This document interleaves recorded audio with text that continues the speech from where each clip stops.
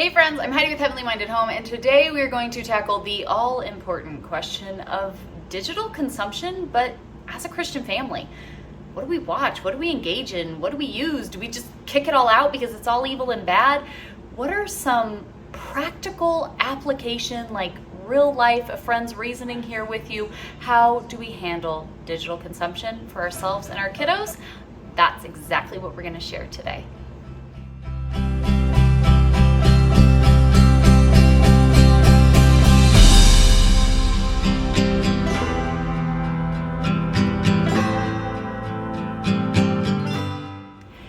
Friends, I hope you all are having a wonderful week. We love sharing with you guys each and every day. As for the month of September, we've been doing a September show and tell. And one of the biggest questions, I did a few videos a little while back about just digital detox and what we do. We'll be sure to link those down below for you guys, and maybe we can throw a card up here with them. But digital consumption is such a big topic, and let's be honest, we're all probably struggling to some degree with this. It really is so difficult. It really is so addicting. We have it everywhere in our lives today. Where do we find that balance just in general for ourselves, with our kids, and then as Christians? How do we navigate this with what's out there in the world today and what we're consuming and what we're letting in and letting influence us? And so I want to share today a couple different points. So this video might be a little bit longer, fair warning now, but I really want you guys to watch through to the end, because there's the heart of the matter and then there's the practical application, and I just want to share on that here today.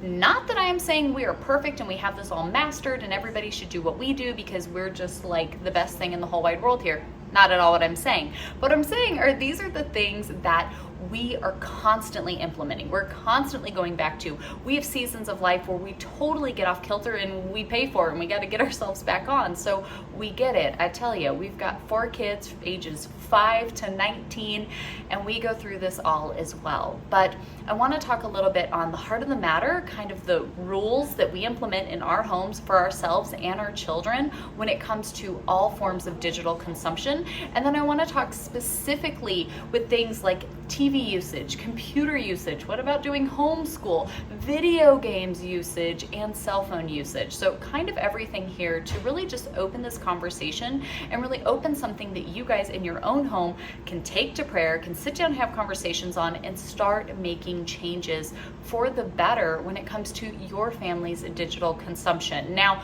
we're also going to have a very special giveaway in today's video, which I'm so excited about. I'm going to share all about it with you guys here in just a minute, but you're going to want to get entered into this giveaway. I'm just telling you now. So let's stop chatting and we'll just get into it. So in our household, we basically have one main family rule, and this applies to everything. Everything we watch, we listen to, we do, people we hang out with, all of it. Can you reconcile that biblically? Okay, that's kind of our standard across the line that us as adults are held to and we hold the kids to as well. So when it comes to digital consumption, so I'm talking the things they watch, the things they play, the things they listen to, the things that they do, we really look at this in 2 main areas of focus here. And by asking these questions, by making our children respond to these questions, by digging in and looking for the answers and really just being aware of this, it really helps refine the things that we're engaging in, okay? The first question would be, what does this do to my spirit?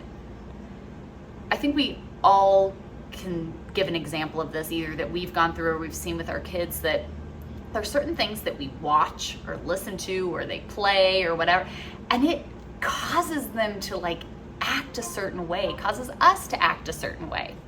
Now, maybe this is in a good way. Maybe you watch my videos because it encourages you to live more heavenly minded and to be a better homemaker or whatever, right? Like that's the goal.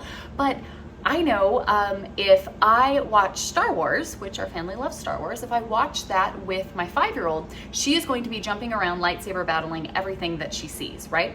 Our son, when he was little, he loved Spider-Man, but if he watched too much Spider-Man, it would drive us bonkers because he would be bouncing off the walls, right? What we watch, what we listen to, what we play, what we engage in, right? That influence really can change us. I know we've gone through different periods of time where we noticed that if our girls watched a certain show that really wasn't even a bad show, there was nothing wrong with it, but what it did to her character, how she started responding to siblings and to us, it just changed it. It impacted it. And so maybe you've kind of taken it through that first filter of, can I biblically reconcile this? And you said, yes, I can. There's nothing in the show that goes against my conscience biblically. That's fantastic. But when it comes to digital consumption, we then put it through these additional filters of, what does this do to my spirit? Does this cause me to feel discontent? Does this cause me to feel frustrated, overwhelmed? Is it causing some behavioral issues in the kids? Is it causing bicker? Is it causing any of that stuff? Well, maybe that's a good sign of, I don't need to consume that. Let's take that one out of our basket. The other filter we would say was, could I do, watch, listen, play, whatever the subject matter may be, could I do this to the glory of God? John Barnett, in one of our biblical womanhood sermons we listen to, he gives the example of, could you stand up on the table, could you stand up on a stage and proclaim, I am watching whatever to the glory of God. I am playing this video game to the glory of God. I am listening to this music to the glory of God.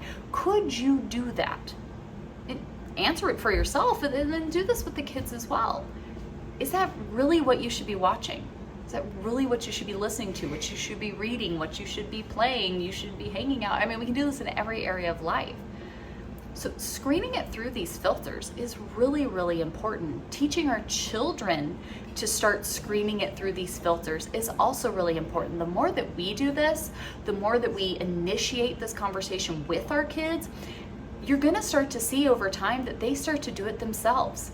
I love it. Even our 19-year-old, he sometimes will go and pull something up like, oh, I remember I used to love that. I'm going to go pull that up. And then he gets convicted in his spirit and he's like, oh, I don't like it so much anymore. Or I watched it and it was okay, but or video games that come out and he's like, yeah, it doesn't interest me in the way that maybe it used to. That's maturity, right? That's spiritual maturity. And so when we start to really filter everything through those screens, it makes a big impact on what we start allowing through to watch, to listen to be wasting our time scrolling through, whatever the case may be. So for us, that's kind of the heart of the matter, the things that we go through constantly. You don't just do it once, you're going to keep doing it, keep doing it, keep doing it. But as you really say, can I biblically reconcile this? What does this do to our spirit? And could I engage in this, partake in this, consume this truly to the glory of God? Like, if I was bringing this to him, he would be like, thank you, this is great. Or would I start to go, I don't know. Maybe I don't need to watch this. Maybe I don't need to do this. There's some things that my husband and I used to love. We watched all the movies, all the shows, all the things. I can think back, we've memorized a lot of lines, but is that what I'm gonna sit down and watch and spend my time on? Probably not so much. It's just, I feel icky now. That's not something we're interested in. So, when it comes to practical application, practical use, what does it look like for our family? I'll share that with you next. So let's look at TV usage. I think that we all need to weigh these things for our own families and our own lives. Do we need to consume all of this stuff? I think it's one thing to go on the extreme and say all technology is bad, everything is bad, and we just want nothing to do with it. But I think there's also some valid points for certain seasons or just families in general that say, yeah, we just don't want to bring that in. For us, TV is kind of one of those. For the longest time, we just really didn't have much of anything because there was really nothing much of anything worth spending our time and attention on. And so this is something that we really have to weigh. For us, we cut the cord with cable a long time ago. It just wasn't worth it. We didn't watch it and it cost way too much money. We used to have a lot of streaming things, and we don't have many anymore. We have a couple that we have access to through friends or family. We pull them up periodically. The kids like watching some PBS shows that they'll watch. They'll pull up YouTube for certain things. We kind of have times of the day that we just open up. That's kind of our snuggle time. That's when we have TV time. So in the evening for us, we like to come together and snuggle up, and we usually have a show or something that we're watching together as a family. And so it can be useful and helpful in certain things. I will say that our family did get YouTube TV this year because being able to watch the races was a really big deal for our family. And so it's something that we really enjoy, something that we do together. And so we did go ahead and get YouTube TV so that we could access the races. I have a coupon code. If it's something that would help you and benefit you, I'll link it down below for you. But I don't think there's a need to just have cable or have all the streaming services or whatever it may be just for the sake of having it. If it's something that you can truly, again, put through those filters and say, yes, this would be helpful for us. We would like to have this. There's nothing wrong with partaking in things for the sake of entertainment.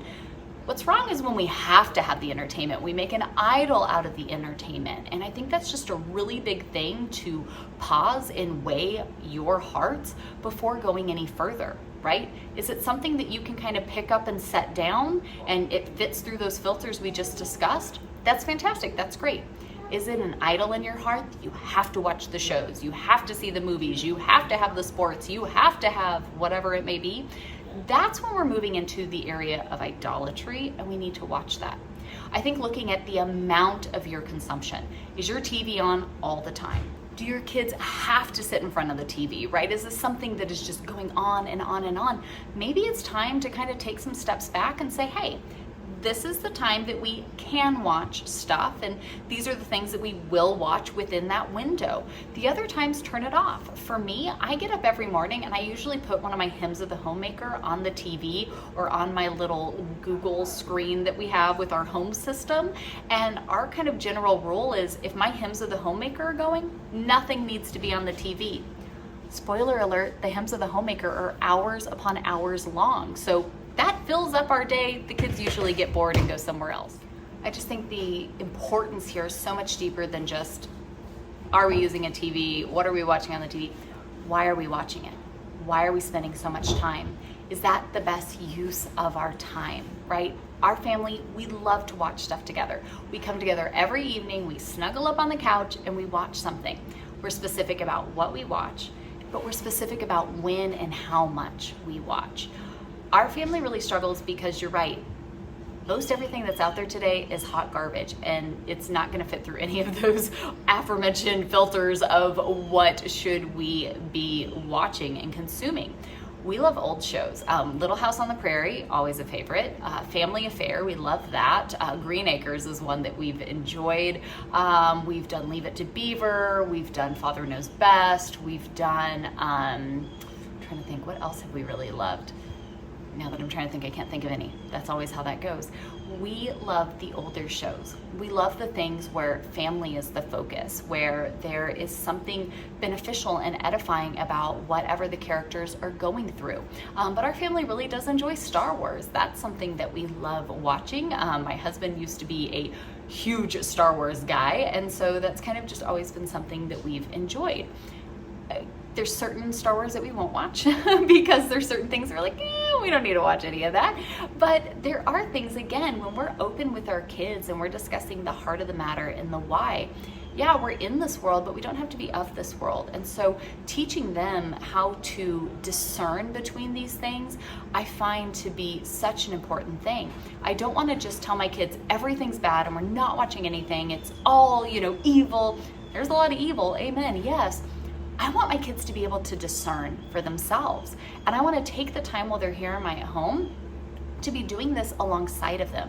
So that way when they grow up and they go out on their own, they're not just trying to run off to everything that we said, no, bad, bad, bad.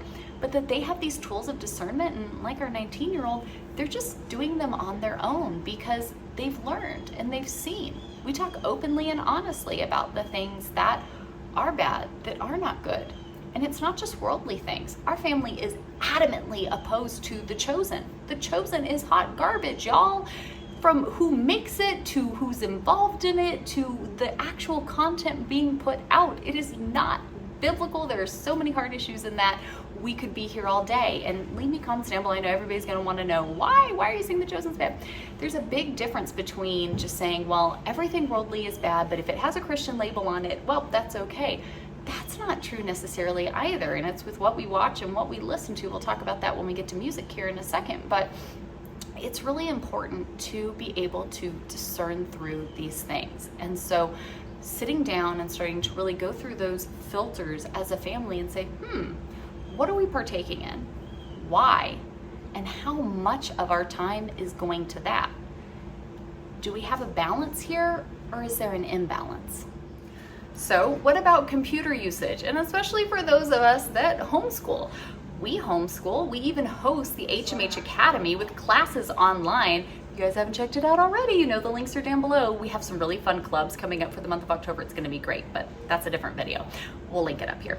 Our kids do a lot of their homeschool stuff on computers. We've taken our closet spaces in a couple of the bedrooms and literally made little mini offices out of them.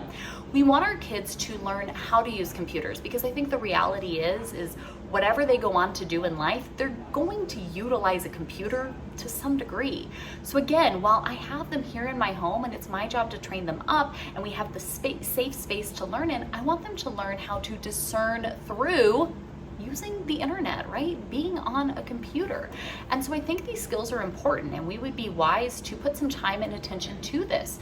And I think we would be really wise to teach our kids how to go through stuff thinking through a biblical lens, how to go through stuff with some discernment, how to have personal discipline when we come to these different things.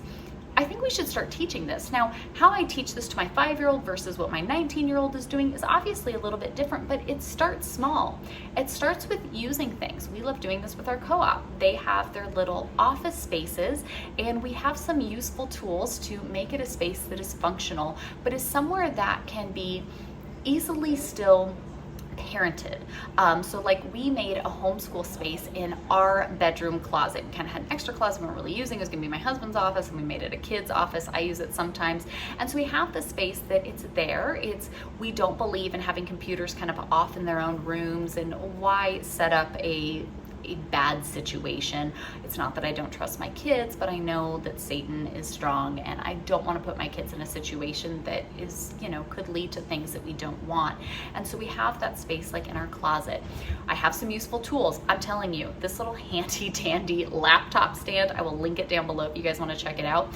I know it's simple, but having something where all of our kids, they have pre-used laptops that they use for all of their co-op stuff, having some place that I can keep everybody's stuff organized and together like that. It sits usually in there on the closet, but somebody's in class right now doing stuff. I can keep everybody's stuff organized. I can see who's using what. We have the Google family link on everything, so that way we can organize what times people are on, what websites they're getting on, things of that nature. Being able to keep that stuff just organized and together makes a big difference. I have that put together. I put all their laptops in it. I know who's using what when and what they're getting on and all of that. That's important. We need to utilize those resources that we have and tools that help to do that. We created that office space in the closet. It's a nice simple space. We just it's a cute desk, but we got a desk from Walmart. When we got it, it was like 50% off, so it was a great deal. We have that all put together in there. We have this amazing smart lamp that they just got to kind of give them what they need. And again, I'll tell you more about it here in just a second, but having this little setup that just really works well. It's easy for Dad and I to see, but yet easy to give them the space that they need to do co-op classes. If they want to get on and they're watching something or playing something or doing something, we're all in the know of what's going on. So those first filters that we were talking about that we run our stuff through, we're all on the same page. I know what my kids are watching. I know what they're listening to. I know what they're doing. And when they run into new things and I'm like, wait, what's that? Number one, I give them permission to get on and do the different things, but then we talk about it. Who is that? Why are they doing that? Why are they, playing that or involved in that or whatever? We have those open conversations. They do utilize computers. They do projects with the HMH Academy and our online co-op, but they're learning the skills in a safe place with tools and resources there to really support them and guide them and direct them, and we stay involved in it. I can pull up any of their laptops at any time out of here, pull them up and see exactly what everything is. Honestly, I can track it all from my phone. So when we run into things that I go, ooh, I don't know, we can sit down and talk about it and say, hey, I noticed you did this on the computer, like, let's go through this. We keep everybody very accountable. When they're using their laptops outside of school time, they get their 30-minute playtime, it's here at the dining room table. I can see it every moment, everything that everybody's doing, again, just to help in that guidance, that discernment, and that accountability with one another. But I know we've got a few more points, so hold with me because we're gonna get to video games, we're gonna get to cell phone usage, but we also have a really big, exciting giveaway, and I would be a bad friend if I didn't share all the details with you. So let me tell you about the giveaway, and then we'll get into some more heavy stuff. Friends, I want to go ahead and just pause real quick and talk specifically about the giveaway that we have going on here with BenQ and their lamps. Okay, we're talking about digital consumption, and I think, again, there's that line between like what we have to use and then using too much, and having the right tools so that we are using things effectively and as tools and not just mindless consumption. And that's where I love this BenQ lamp. So they reached out to us with these lamps that they make specifically for kids, and especially doing a lot of homeschool and online schooling and things like that. They had my attention, okay? And so they sent us here this Mind Duo 2 lamp that they have.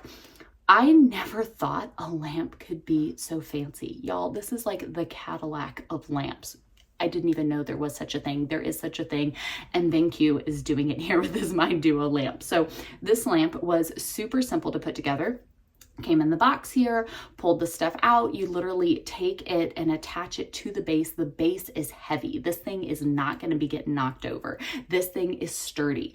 It swivels, it moves. You can literally adjust it to anything. So if you're reading, if you're writing, if you're on the computer, on a tablet, we have kids that are artists. They do a lot of artwork, and good lighting is really important when you're doing art. If you've got Legos or crafting or anything like that, this lamp is so versatile. You literally can move it, shift it, whatever you need it to be. I was super duper amazed with the features. Again, you guys, we're talking like Cadillac of lamps here. To turn it on, you like put your hand under it and it senses it and turns on or turns off. So even if kids are crafting and they have dirty hands and they just need to turn it on or off, like, you don't even have to touch this lamp. It just does it. There is a sensor mode to sense if somebody is still there. So if you are like me and you got kids who will just get up and leave and totally forget to turn the lights off, this lamp can sense if people are still there. And if nobody's still there, there's no movement anymore, it'll just shut itself off. It has a timer function. I love this. I'm already thinking of some of my kiddos we're going to be using this for, where you can just tap the little button and it will set a 30-minute timer, and then the end of 30 minutes, the light's going to go off. We give our kids a 30-minute window each day that they can get on a device or play or do something. And so for our kiddos that come in here to our office space to do that, they know then, hey, guess what? The light's going to go off, the computer's going to go off, like everything's going to go off in that 30 minutes. I love the timer function. You also can use the function where, depending on if you are going to be reading a book or maybe you're going to be on a computer screen, there are different settings that will automatically adjust the brightness and the tone of color coming out of the lamp, so that way it is appropriate for what thing they're using. Again, thinking of the eye health of our children and combating that, so that way we are giving them the best function. Like, that's crazy. You also can manually adjust the color hue and the brightness on the lamp. It's really super simple. Cadillac of lamps, y'all hearing me on this? You can do so much. And then to top it off, because clearly that's not enough, that even has a USB port literally built into the lamp. So if you need to be charging something, you have something else you want to have plugged in, you're like me and you film YouTube videos in the same like closet office space that you created for your kids to do their homeschool co-op stuff, I've got my YouTube recording light and stand plugged directly into the kids' fancy lamp. So literally, All of that with this BenQ Mind Duo lamp. This thing is super fancy. The way that you can move it and adjust it, they use a specific technology so the light does not flicker. With a regular lamp, a regular light, especially if you're, on screens a lot or you're crafting and doing things, and there's always that little bit of like fluctuation in the light. This doesn't have any of that. And you can make this do whatever you need it to do. I am super impressed. And maybe it's just showing my age that I'm so impressed over a lamp, but the guys over at BenQ have totally done that with this Mind Duo lamp. So not only is this super fancy, and I'm super excited because this is a game changer for us. We've turned our closets into these office spaces, but then it means they're kind of dark. BenQ is going to give one away to one of our viewers. And I thought that was such a kind gesture for them that they suggested, hey, what if we do a giveaway and we go ahead and let you pick a winner? So I would like for each and every one of you to leave me a comment down below and let me know what your greatest struggle when it comes to digital consumption in your family. Leave me a comment down below. And this Saturday, September 30th, we will go ahead and pick a winner. And the amazing folks over at BenQ are going to send you one of these Cadillac lamps. If you're still looking, you want to get one, of course, we're going to have a link down below for you, but be sure you leave us a comment so that way we can get you entered in for the chance to win one of these amazing lamps, because this thing is pretty stinking cool, y'all. It's pretty awesome. So thank you again, BenQ. Let's get back to talking about figuring out digital consumption when it comes to our families. I'm telling you guys, that thing is so cool. Again, all the resources and things we use for our kids. I love my laptop stand. It's fantastic. That lamp, how you get all of the things, we will link that all down below so that it can be a blessing to you and your family as well. But video game usage, I feel like this is the next one that can be so difficult. And honestly, I know we have close friends who don't do any video games whatsoever. They've dealt with video game addiction, and so for them, it's just a nope, we don't partake. That's awesome. We do video games, but under very specific conditions. Number one, the amount of time in which our kids are on video games is absolutely capped, right? We are very specific in that. They get 1 hour for screen time in the afternoon. We have a Google timer that goes off, it sets an alarm, it sets a countdown clock, and they get 1 hour that they can choose to do something. Now, with the video games that we have, because we have an Xbox, we have a PlayStation, my brother, they have a Nintendo Switch, my brother's really into stuff, they've gotten stuff for birthdays, they do have them. They can only use it in that time. The only time outside of that they can be on a video game is if they've asked, everything is done, we've been outside, we've done schoolwork, we've done all of the things, we've checked all of the boxes, and they want to do something together. I'm all for the doing stuff together.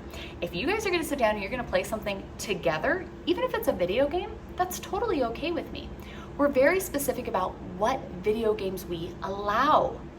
There are many video games that our kids are not allowed to touch with a 10-foot pole, but again, we've taught them the discernment part so they don't want to. You will never see Fortnite in my house. You will never see pretty much all of the common games that I hear. I mean, I don't really know about them, but I hear and the kids are like, oh mom, it's one of those games. We don't play those. The kids tell me that. We love Minecraft. We even have the Minecraft Club that they're doing this next month. Our kids love building together. They have Lego worlds that they love building together. They love race games, especially on the Nintendo Switch, the Mario Kart and the ones they can do together. They've even gotten me to do it a couple of times. Things that we can do together, that we can play together, that are creative, those are the games that we love. Those are the games that our kids are all about. And so being very specific with what types of games we do, online community type games, no go. Playing with people that we do know that they can get on and connect with, sure, that's cool. Anything else, that's a hard no in our household. Games that they can play together, that they can be creative, that they can be bonding together over, I'm all for it. I think those are great, but very strict on what games we do have, very strict on the amount of time we put into games. And I know that can be difficult. We set timers. You cannot be on a game without a timer going. So that way we can be accountable and say, hey, you've been on playing for an hour, you're donezo, right? Time is up. Doing stuff together is really, really important. I don't want everybody just going off into their own space. Our video games are out here in our living room. They're not off in independent bedrooms. They're out here in our main family space. Doing little things like that really does help keep us accountable and on track when making sure that we're not just aimlessly playing all of this time and stuff that we shouldn't be. Our kids don't get video games unless we've approved them, even if it's with their own money. Even our teenager, no, unless mom and dad have approved it, it's not going to be something that we have. And if that means you need to get rid of games, you need to start setting some timers, you need to start doing stuff, now would be a good time to do that. All right, friends, I know this has been a longer video, but thank you for hanging out with me as these topics are just so incredibly important. And the last point we're gonna get through real quick here is cell phone usage. Now, all of these points apply to our kids and to us, as we all want to be looking at these through these lenses. But for us, cell phone usage is really a no-go. Our son now, who's 19, he got a phone, I believe, last year. I will say that he uses it the least, but at least he has an actual phone with something connected to it. Our kids have, over time, had older phones of ours that are just connected through Wi-Fi that they use. We do family messaging, they might play different games or do things like that, so they do have them. But again, it's setting the same parameters. What are they on? Set up Family Link on the phone or the tablet or the individual device that they may have. They only can have them on Wi-Fi. I really want to get the Google Wi-Fi router so that I can easily from my phone control who even has connection to the internet. That's on my dream list. Being able to know what they're doing, when they're doing it, and why they're doing it is really important. When we have kiddos who get out of line with using too much, we change the restrictions, we change the setup, we go back to it, maybe we take it away and we just detox for a while in general. And I try to do the same for myself. I don't want to be on my phone all the time. I don't want to always be scrolling. I set it on silent, I put it off to the side, and I really think about what I'm consuming on here. What am I watching? What am I scrolling through? What am I listening to? What am I doing? And we do the same thing for our kids. I want to set that example, but I want them to be critical thinkers as they discern through this as well. I don't think kids need to have cell phones, absolutely not. Our kids do, like I said, have some old tablets and phones and things that they use, but it's very specific. It's very purposeful. We're very intentional with what they have, when they have it, and what they can access on it. These little minds need to be developed, and we need to not be just pouring whatever filth of the world into their heads. We don't need that in our own either. And so being realistic with yourself about how much you're on it, who even has a phone, how much they're consuming, what they're consuming, all of these things are things that we absolutely want to be intentional with. And I think when we start making these changes, it might be difficult in the meantime. You guys can go see our detox video. But once you get there, it's pretty amazing and absolutely well worth it. And so do we pass out cell phones to everyone? No, absolutely not. Those of us who do have cell phones, are we really intentional about the time that we're on there? Yes. About what we're consuming while we're there? Absolutely yes. And you start filtering it through these things, looking at your time and what it is and making those changes and adjustments, you're gonna start reaping those rewards. So friends, thank you so much. If you made it this far, you guys are the best. You'll have to, I don't know, smash the like button to let us know that you made it through. I don't know, we need to like up some of our stats lately. My husband said, you know, maybe you should ask people to do that because it really is a helpful thing. But then people say it in the weirdest of ways, although I love Spencer Smith who says it, what is it, smite the like or something like that. That's kind of cute. Anyways, if you're here, you're awesome and thank you so much. I hope this can help. I hope that kind of seeing what other families think through and how they juggle their digital consumption and what they do, that it can be a blessing to you. And again, you guys, how cool of BenQ to do that giveaway. So if you guys be sure to leave your response down below so we can get you to enter into that. I am so thankful for having good tools. Like honestly, a sturdy stand here for our laptops to be able to keep them all together, that's a helpful thing. I'll link it down below.